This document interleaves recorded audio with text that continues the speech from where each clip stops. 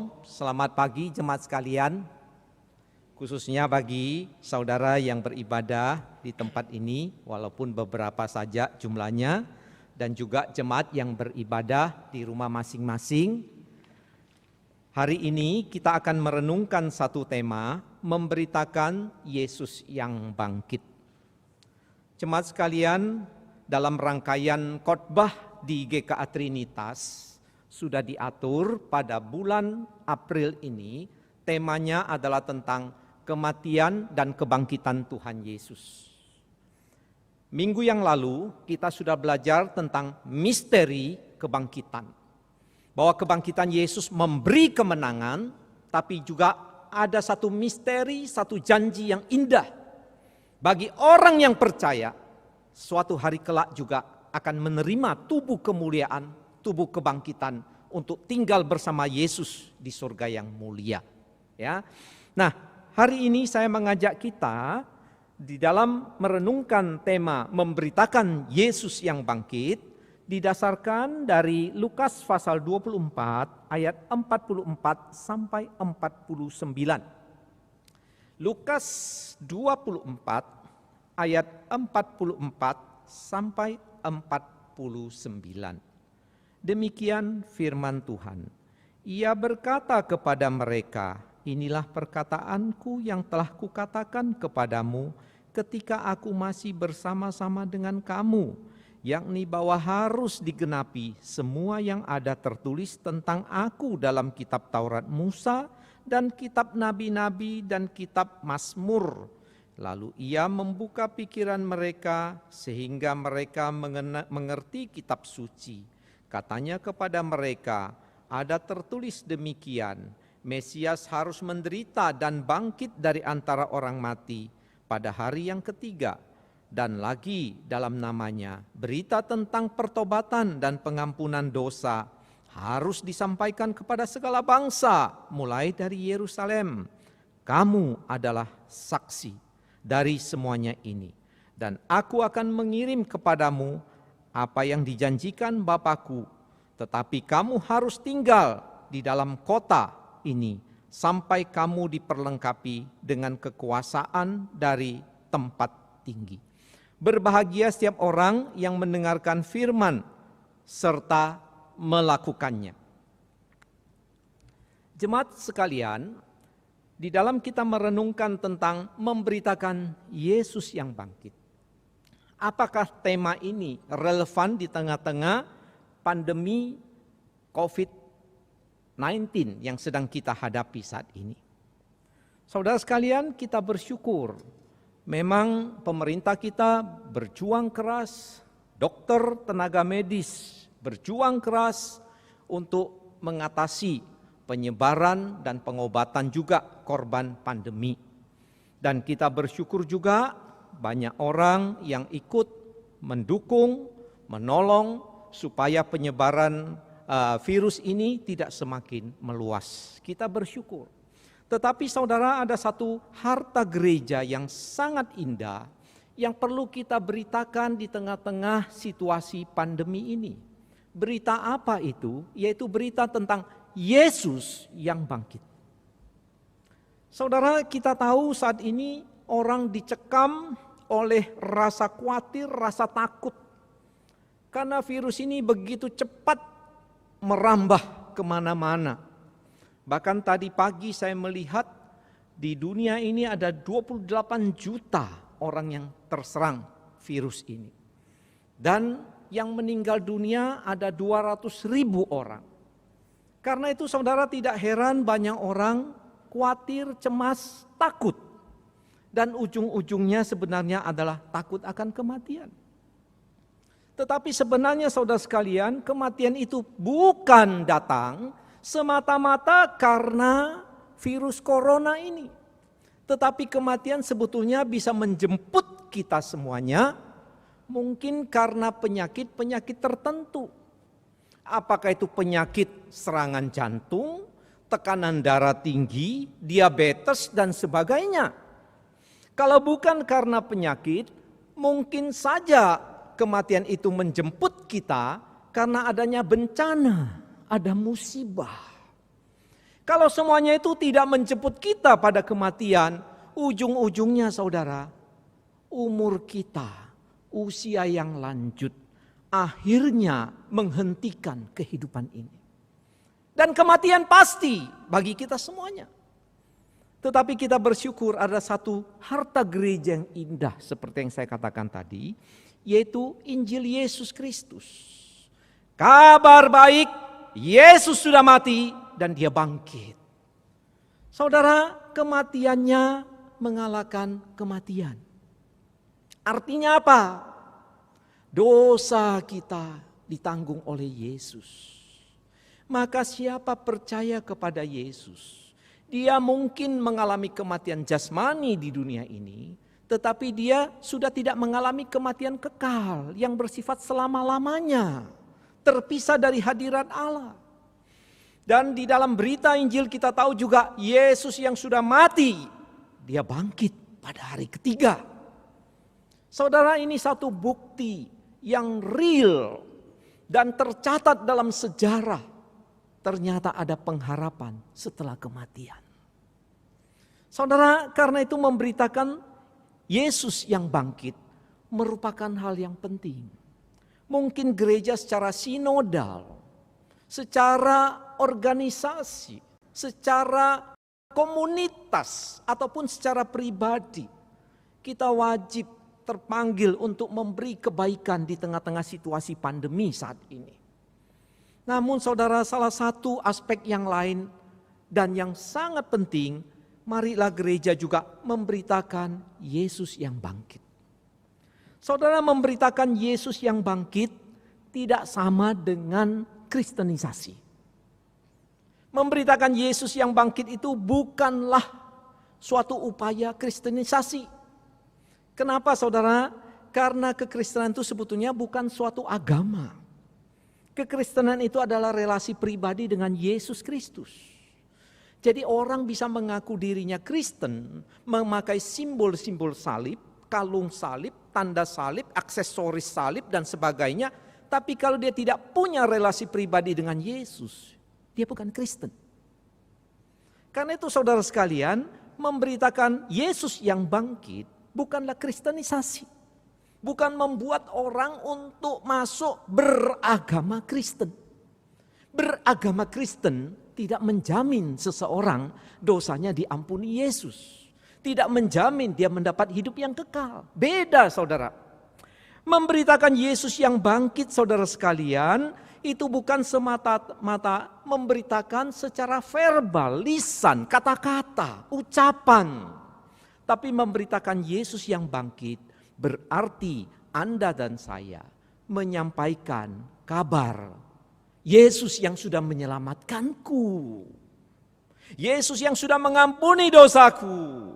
Maka ayo teman, ayo saudara, kita juga percaya kepada Yesus. Jadi ini saudara sekalian bukan sebagai orang yang pintar cerita tentang Yesus. Bukan. Bukan tukang cerita tentang Yesus yang mati dan bangkit. Tapi kita yang mengalami Yesus yang mati dan bangkit, yang mengubah hidup kita, kita beritakan kabar Yesus yang bangkit itu. Ini bukan berita seperti seorang sales yang sedang mempromosikan barang dagangannya. Dia sendiri tidak memakai produk itu dan dia tidak yakin. Bukan itu. Nah saudara, memberitakan Yesus yang bangkit itu bukan sekedar kita ikut-ikutan. Oh, karena kekristenan itu memberitakan tentang Yesus maka saya ikut. Ada program gereja saya ikut. Bukan saudara sekalian. Itu bukan memberitakan Yesus yang bangkit. Memberitakan Yesus yang bangkit juga bukan saudara sekalian. Gereja membuat program, mengumpulkan banyak orang datang, memberikan daya tarik yang luar biasa, mungkin janji kesehatan, janji sukses, janji mujizat dan sebagainya. Dan ketika orang datang dengan jumlah yang berjubel, lalu di-entertain, dininabobokkan perasaannya, dinyamankan rasanya saja. Tetapi tidak diberitakan Yesus yang mati dan bangkit. Tidak disampaikan, hai engkau percayalah kepada Yesus agar dosamu diampuni. Percayalah kepada Yesus agar engkau mendapat hidup yang kekal. Ada kebangkitan dari antara orang mati. Nah saudara sekalian, jadi memberitakan Yesus yang bangkit bukan untuk kita membuat suatu gereja yang megah. Yang jumlahnya banyak. Orangnya banyak, uangnya banyak, gedungnya luar biasa, sampai orang berdecak kagum. Luar biasa. Tapi mayoritas tidak mengenal Yesus yang mati dan bangkit. Itu bukan memberitakan Injil, saudara sekalian. Memberitakan kebangkitan Yesus juga bukan berarti saudara kita mengabarkan berita Injil, lalu orang datang ke gereja untuk mengikut kita. Kamu ikut aku loh ya. Bukan saudara. Kita memberitakan Yesus yang bangkit supaya orang itu mengikut Yesus, bukan mengikut kita. Kita tetap orang yang berdosa, orang yang tidak sempurna. Tapi kita mengajak orang bertemu dengan Yesus. Menerima Yesus yang mati dan bangkit. Itu namanya mengabarkan Yesus Kristus yang bangkit. Nah saudara, kembali kepada teks ini. Inilah yang akan saya sampaikan dari Lukas pasal 24 ayat 44 sampai 49.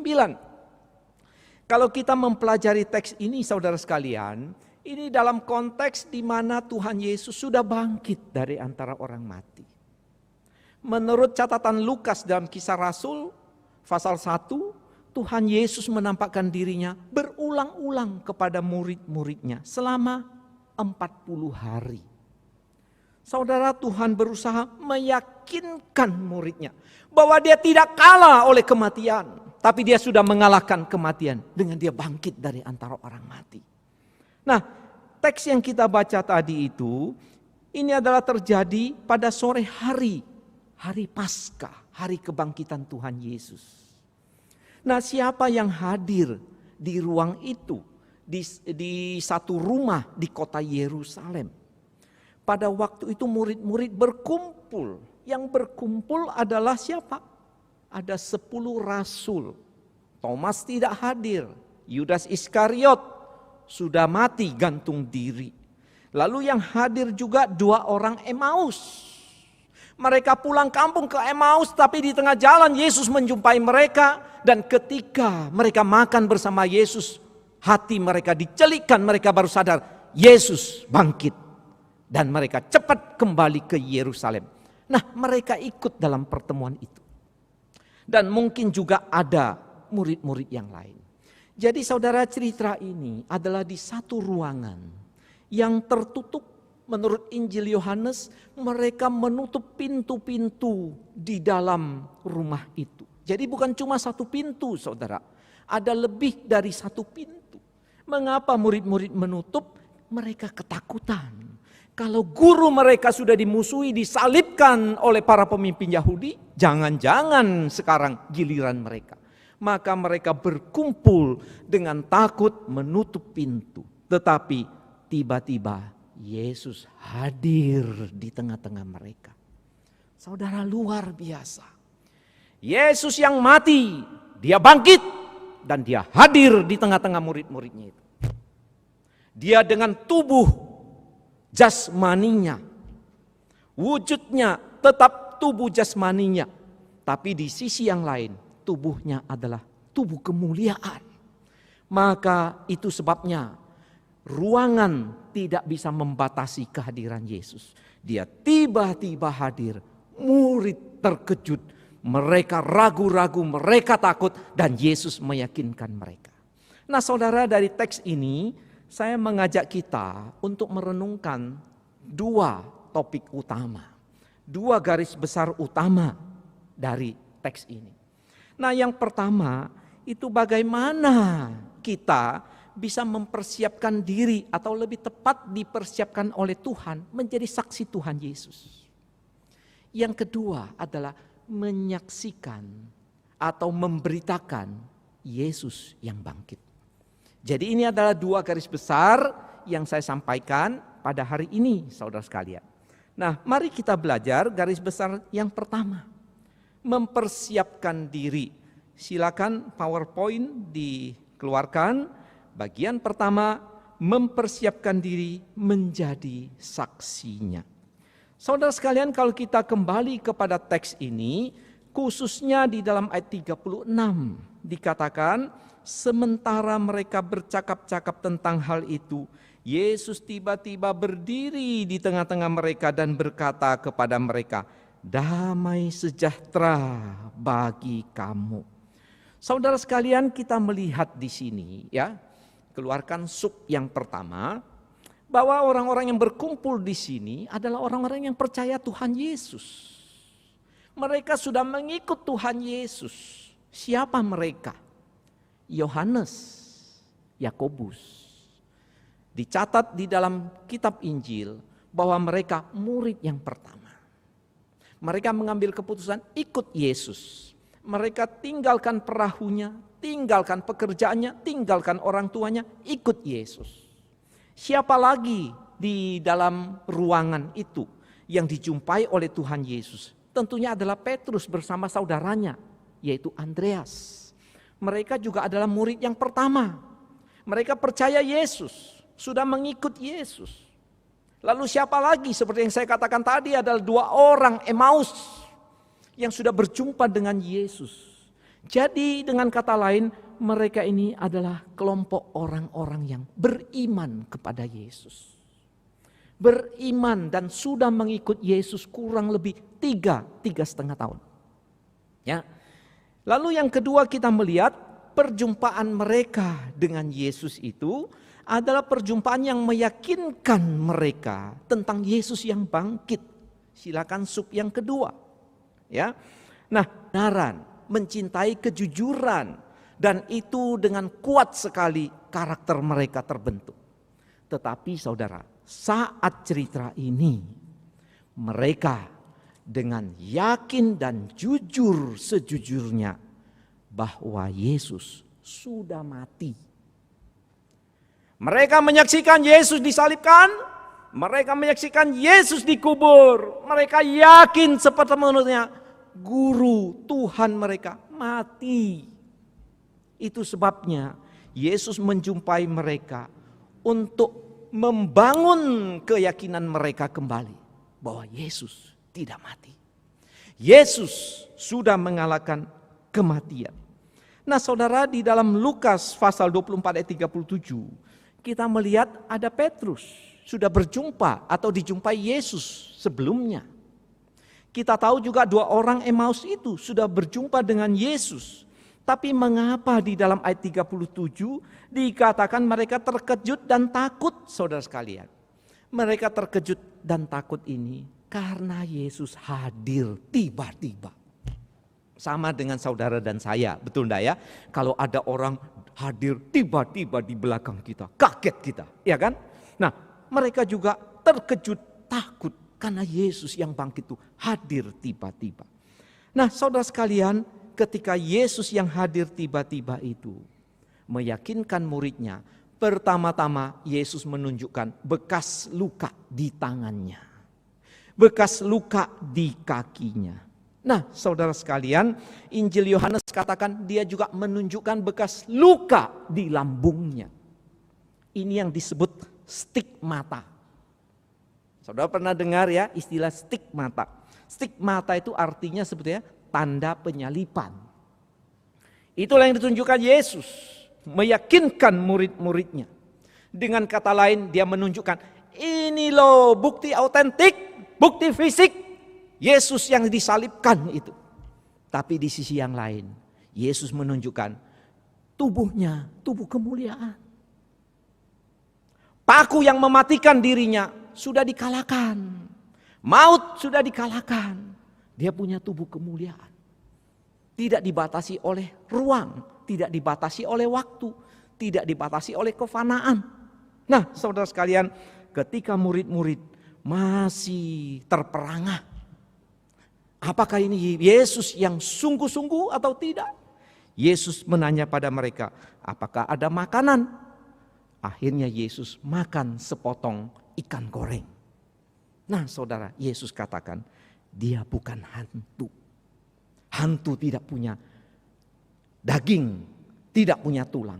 Tapi dia sungguh-sungguh Yesus Tuhan Juru Selamat. Nah saudara sekalian, jadi kita melihat persiapan murid ini. Mereka percaya mengikut Yesus. Lalu yang kedua, harus diyakinkan oleh Yesus bahwa Yesus sungguh-sungguh bangkit. Dan yang ketiga kita melihat bukan hanya mereka diyakinkan. Ayat 44 kalau kita perhatikan di dalam ayat ini dikatakan apa? Ia berkata kepada mereka, inilah perkataan yang telah kukatakan kepadamu ketika aku masih bersama-sama dengan kamu. Yakni bahwa harus digenapi semua yang ada tertulis tentang aku dalam kitab Taurat, Musa dan kitab nabi-nabi dan kitab Mazmur. Ayat 45. Lalu ia membuka pikiran mereka sehingga mereka mengerti kitab suci. Luar biasa saudara. Jadi Tuhan Yesus bukan hanya meyakinkan mereka bahwa Yesus bangkit, tapi dia juga membuka pikiran mereka, menerangi pikiran mereka supaya mereka mengerti berita perjanjian lama. Kitab Musa, kitab nabi-nabi, kitab Mazmur adalah pembagian perjanjian lama pada masa itu. Jadi Yesus mau menunjukkan seluruh perjanjian lama memberitakan Yesus yang mati dan bangkit. Tapi apakah mereka sanggup untuk mengerti? Tidak. Maka Yesus membuka pikiran mereka supaya mereka mengerti. Saudara sekalian, kita belajar di sini apa saudara sekalian? Kalau kita menjadi saksi Kristus, maka kita harus dipersiapkan oleh Tuhan. Kita harus mempunyai persiapan diri. Apa persiapan diri itu? Kita belajar dari murid-murid, mereka adalah orang yang percaya. Orang yang mengikut Yesus. Saudara, seorang saksi Kristus adalah seorang yang harus sudah beriman secara pribadi kepada Yesus. Jika Anda belum percaya kepada Yesus secara pribadi, Anda belum bisa menjadi saksi Kristus. Jika saudara dan saya belum menerima Yesus di dalam hati secara pribadi, kita tidak layak menjadi saksinya. Sebab itu saudara sekalian, menerima Yesus, percaya Yesus secara eksistensial di dalam hati kita secara pribadi, itu merupakan prasyarat yang mutlak menjadi Kristen, menjadi saksi Kristus. Nah saudara, ini tidak ada hubungannya apakah Anda adalah seorang jemaat atau mungkin pengurus gereja atau bahkan majelis gereja atau bahkan hamba Tuhan. Itu tidak ada hubungannya saudara sekalian dengan percaya pada Yesus secara eksistensial, secara pribadi. Nah saudara, kita mesti hati-hati dalam hal ini. Kalau mau menjadi saksi Kristus, tidak cukup menjadi pengkhotbah yang hebat, yang fasih berbicara, tapi dimulai dengan percayalah kepada Yesus di dalam hatimu secara pribadi. Kita belajar apa dari sini saudara sekalian? Bahwa kepercayaan kita itu dalam mengikut Yesus bukanlah kepercayaan cuma di akal. Percaya Yesus, percaya. Percaya karena cuma tahu. Tahu Yesus tercatat dalam Alkitab, tahu cerita-cerita tentang Tuhan Yesus, tapi tidak yakin sungguh-sungguh di dalam hati. Nah saudara sekalian, kita mesti punya keyakinan kehadiran Yesus di dalam hidup kita. Karena kita sudah menyambut Dia, menerima Dia. Bagaimana kita tahu, kita yakin saudara? Gampang, mudah. Yang pertama adalah kita coba mengevaluasi, pernahkah kita sudah menerima keputusan, menerima Yesus secara pribadi? Kapan waktunya? Di mana? Momen yang bagaimana? Mengambil keputusan secara eksistensial, pribadi. Ya Tuhan, saya menerima Engkau, Tuhan Juru Selamat. Saya menyerahkan hidup saya. Dari mana kita tahu kita punya keyakinan pada Yesus yang bangkit saudara? Apakah di dalam hatimu Roh Kudus menuntun sehingga engkau punya keyakinan mengatakan dalam roh yang terdalam, ya Tuhan Yesus, Engkau Tuhan saya. Di dalam kehidupan kita sehari-hari mungkin saudara sendirian, Mungkin saudara sedang bergumul. Saudara bukan memikirkan dulu, aduh susahnya hidup sekarang ini. Susahnya perekonomian. Mengkhawatirkan pandemi saat ini dan seterusnya. Tapi di dalam hatimu, di dalam nuranimu terdalam, ada kehadiran Roh Yesus, Roh Kudus. Maka di dalam hati saudara dan saya akan mengatakan, ya Tuhan tolong saya. Ya Tuhan bimbing saya. Itu tandanya seseorang yang sudah diyakinkan bahwa Yesus hadir. Yesus yang bangkit itu ada di dalam hatinya. Bagaimana kita punya keyakinan lagi bahwa Yesus sungguh-sungguh hadir. Yesus sungguh-sungguh bangkit. Kalau kita melihat apakah nurani kita punya kepekaan terhadap dosa. Kepekaan dan kecenderungan untuk bersandar Tuhan. Merendahkan diri pada Tuhan. Ya Tuhan, aku tidak mampu, Engkau tolong saya. Ya Tuhan, saya tidak berdaya, kiranya Engkau melindungi saya. Saudara, mesti ada satu ketundukan, kepekaan dari Roh Kudus. Itu yang disebut persiapan menjadi pemberita Yesus yang bangkit. Nah, kita belajar apa lagi saudara sekalian dari ini? Murid-murid dipersiapkan oleh Tuhan Yesus, diyakinkan oleh firman-Nya. Saudara, firman Tuhan itu, Yesus meyakinkan pada murid dengan apa? Dia mencelikkan mata hati mereka. Mereka melihat, mengerti perjanjian lama itu dengan benar dan tepat. Dan mereka imannya dibangkitkan. Jadi saudara sekalian, mempersiapkan diri atau dipersiapkan menjadi saksi Tuhan itu, kita mesti punya keyakinan, itu bukan keyakinan ikut-ikutan. Percaya Yesus, percaya. Kenapa percaya Yesus? Ya ikut teman saya ke gereja, itu bukan saudara, bukan keyakinan. Kita harus diyakinkan oleh firman Tuhan. Mengapa engkau percaya Yesus? Ya karena kata orang, bukan saudara. Mengapa engkau percaya pada Yesus yang bangkit? Oh karena enak memeluk agama Kristen. Simple, sederhana, enggak ribet. Oh bukan saudara. Itu bukan yakin pada Yesus yang bangkit. Bukan juga saudara sekalian daripada dituduh tidak beragama. Ya sudahlah saya beragama Kristen. Itu bukan orang yang percaya Yesus. Atau barangkali ada orang-orang dan sering saya lihat. Mengapa jadi Kristen? Ya saya saking menikah sama dia lah. Kalau enggak nanti kan cintanya ditolak ya. Putus nanti. Daripada putus. Ya sudah saya ke gereja jadi Kristen. Jadi Kristen itu karena apa? Ya Kristen-Kristenan karena mau menikah. Bukan karena mengikut Yesus. Saudara sekalian, kita harus diyakinkan oleh firman. Bahwa Yesus bangkit. Yesus hadir. Nah saudara, pada zaman posmo yang penuh dengan kekacau balauan, penuh dengan pemberontakan. Kalau saudara belajar sejarah filsafat, saudara spirit utama dari postmodernisme ini adalah pemberontakan. Tidak suka kebenaran, tidak suka yang absolut, tidak suka Tuhan-Tuhan, tidak suka kebenaran, firman Tuhan. Tidak ada. Karena itu saudara sekalian, menakutkan sekali. Orang belajar Alkitab, mungkin dia kelasnya profesor, mungkin kelasnya S3, tapi bikin teori yang aneh-aneh. Yesus bukan Tuhan, teori yang menyangkal Alkitab firman Allah.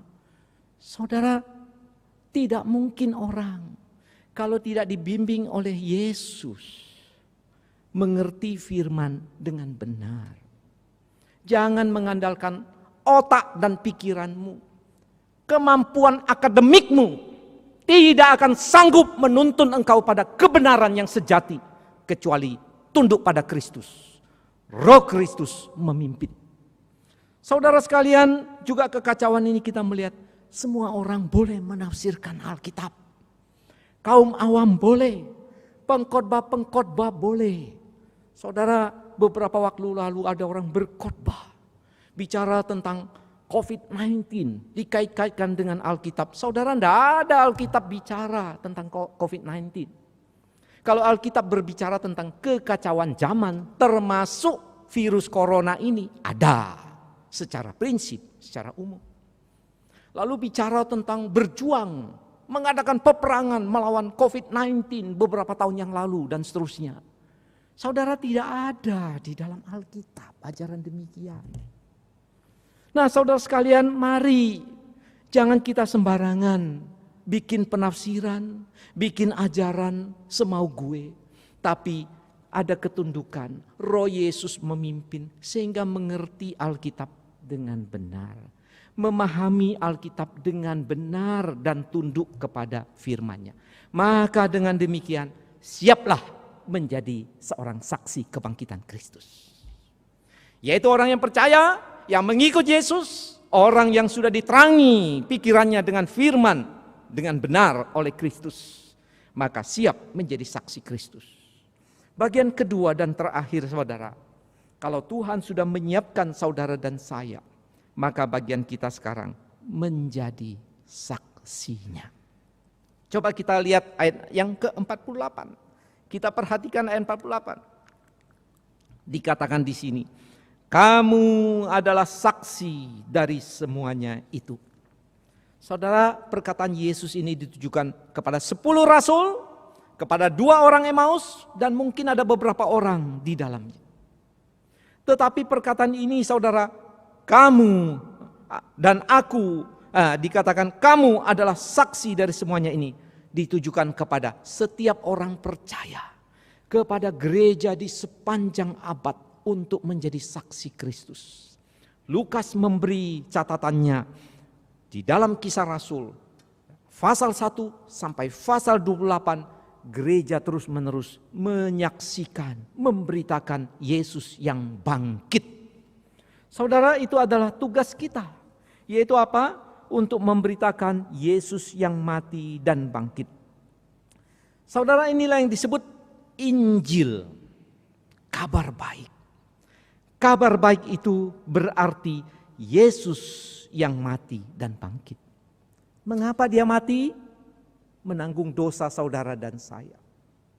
Mengapa dia dihukum di atas kayu salib? Untuk menanggung murka Allah. Tetapi dia bangkit.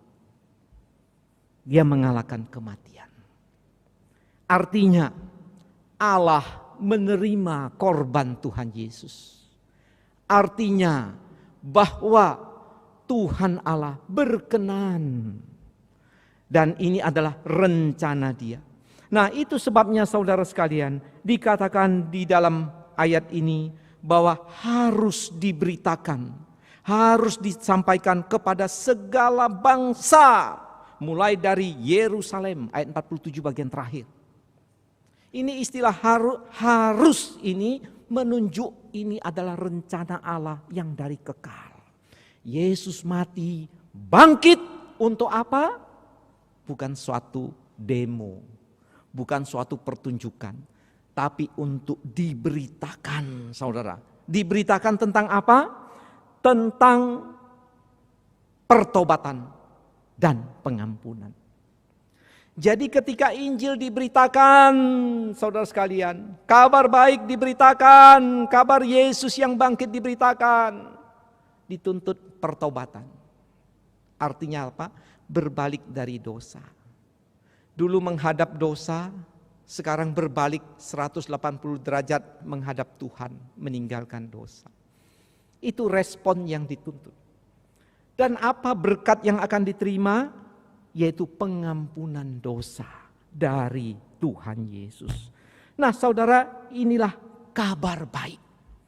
Inilah berita Yesus yang bangkit.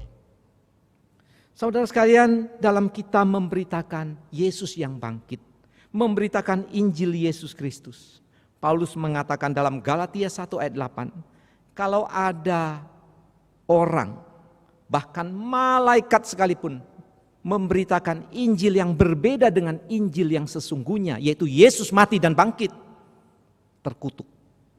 Wah, luar biasa keras. Mungkin bagi kita yang hidup pada abad 21 ini, kita menganggap, waduh, kok kasar Rasul Paulus. Tidak, saudara. Dia mewakili Tuhan. Dia katakan kalau orang memplesetkan, menyimpangkan, membelokkan Injil yang sesungguhnya, terkutuk. Artinya apa? Berarti orang itu dibawa murka Allah pada waktu penghakiman terakhir nanti. Mengerikan, saudara.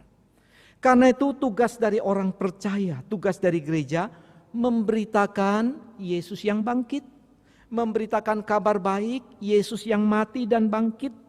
Karena itu saudara sekalian, berita Injil yang sejati, Yesus mati dan bangkit. Ayo bertobat untuk menerima pengampunan dosa. Itu esensi dari pemberitaan Injil. Jadi kalau ada orang memberitakan, ayo ikut Yesus, engkau pasti kaya. Saudara hati-hati, itu menyimpangkan Injil. Orang Kristen mungkin saja menjadi kaya karena kemurahan Tuhan. Tapi Injil bukan memanggil orang menjadi sukses, menjadi kaya. Kalau ada yang mengatakan, percayalah kepada Yesus, engkau pasti sehat senantiasa. Ya, virus corona pun takut sama engkau. Saudara, itu bukan Injil. Orang Kristen bisa ditolong oleh Tuhan, luput dari virus COVID-19. Tetapi Injil bukan itu artinya. Arti Injil, kabar baik, Yesus mati dan bangkit. Berita pertobatan. Berita Injil juga bukan berarti kalau engkau percaya Yesus, maka dalam hidupmu selalu mengalami hal-hal yang bersifat supra alami. Yang menakjubkan, yang luar biasa. Saudara, Alkitab tidak mengajar demikian. Walaupun kita mengakui terkadang Tuhan memberi kita pertolongan secara supra alami. Mungkin saja ada mujizat, ada pengalaman luar biasa pertolongan Tuhan yang kita alami. Tetapi jangan disamakan. Kalau percaya Yesus berarti luput dari hal-hal yang biasa. Selalu mengalami hal-hal yang supra alami. Bukan, saudara. Jadi berita Injil adalah Yesus mati dan bangkit. Itu kabar baik, saudara. Itu tanggung jawab kita memberitakan. Jangan dipelesetkan, jangan disimpangkan, jangan dibelokkan, jangan didistorsi. Tapi beritakan Injil yang sejati, yang sesungguhnya. Dan kita belajar di sini apalagi, saudara, ketika kita memberitakan Yesus yang mati dan bangkit. Beritakanlah dengan bahasa yang sederhana. Jangan memakai bahasa-bahasa teologis yang rumit. Engkau tahu Yesus adalah anak Allah, artinya bla bla bla bla bla bla. Engkau tahu tentang Allah Tritunggal, loh orang kok dibikin pusing, betul enggak ya? Apalagi kalau berdebat, saudara, bukan itu memberitakan Yesus yang bangkit. Tapi kita memberitakan secara sederhana. Yesus mati dan dia bangkit. Kita memakai bahasa yang sederhana. Memberitakan Yesus yang bangkit, saudara, berarti kita memberitakan tentang kematian. Karena Yesus pernah mengalami kematian. Dan kematian itu bisa menjemput kita mungkin karena wabah virus saat ini. Tetapi bisa juga karena berbagai penyakit. Dan paling tidak karena usia yang usur. Tidak bisa dipertahankan lagi. Kita memberitakan itu. Memang ada kabar yang duka cita. Tetapi bukan berhenti sampai di situ. Kita memberitakan ada hidup setelah kematian. Loh, dari mana kamu tahu? Nah, saudara, banyak cerita tentang hidup setelah kematian. Kita tidak bisa memverifikasi kebenaran berita itu, saudara sekalian. Tapi kita tahu dari catatan Alkitab bahwa Yesus bangkit. Berarti ada hidup setelah kematian.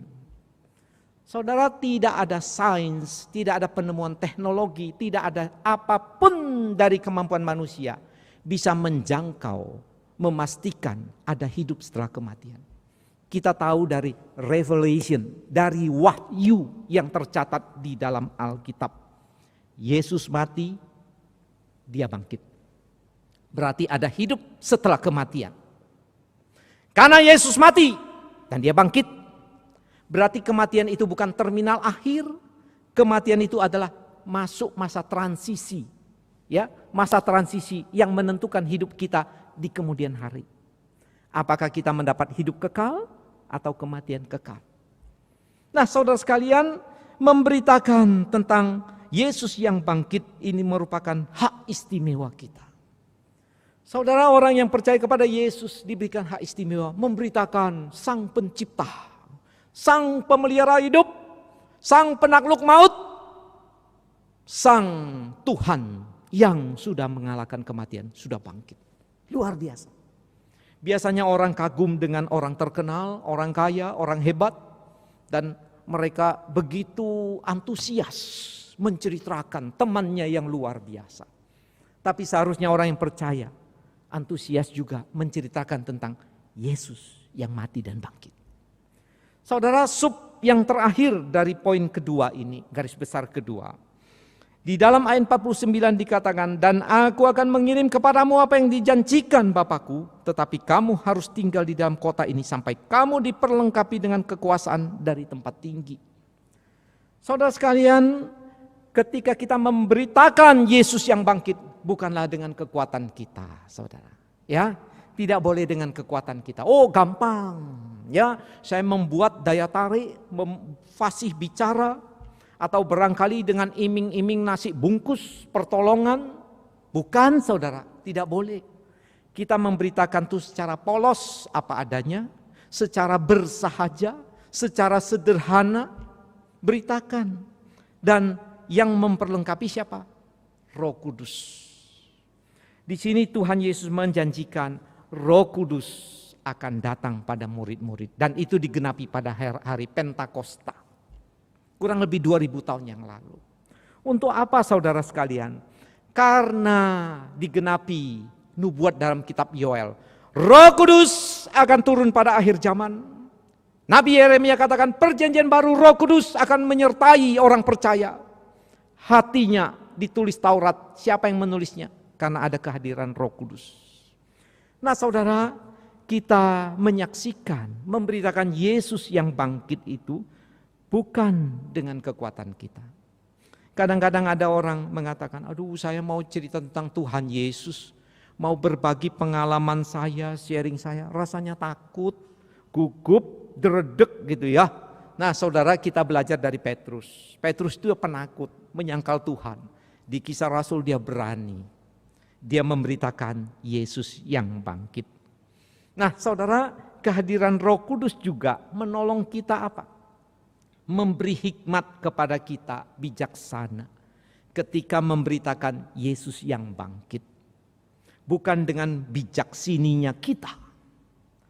Mungkin Roh Kudus akan menuntun kita menjalin hubungan yang baik dengan orang lain.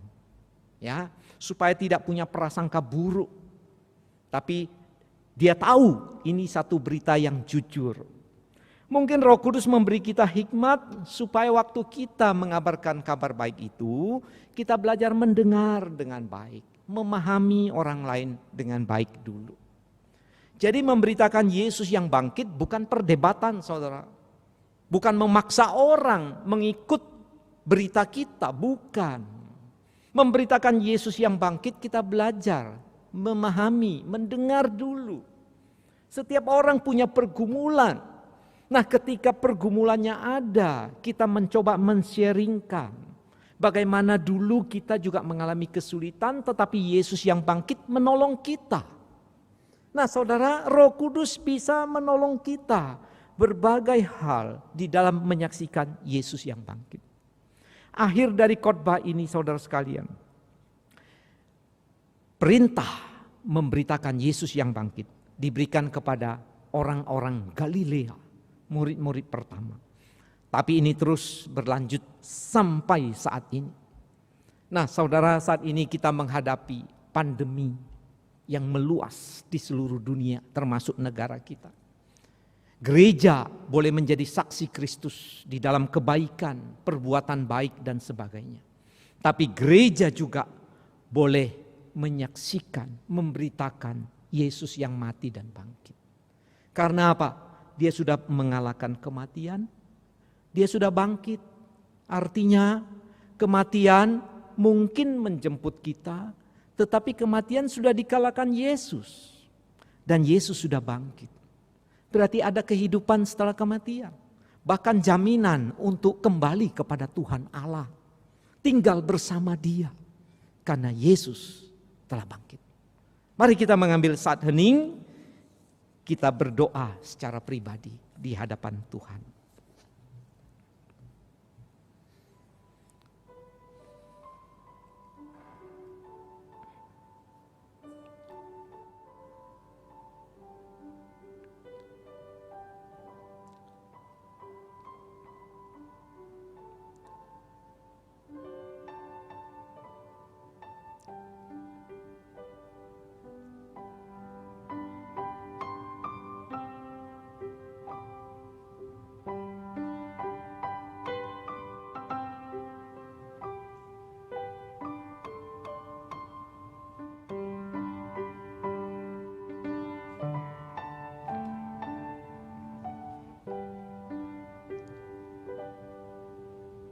Demikianlah doa kami ya Tuhan. Kami serahkan diri kami dalam nama Tuhan Yesus. Amin.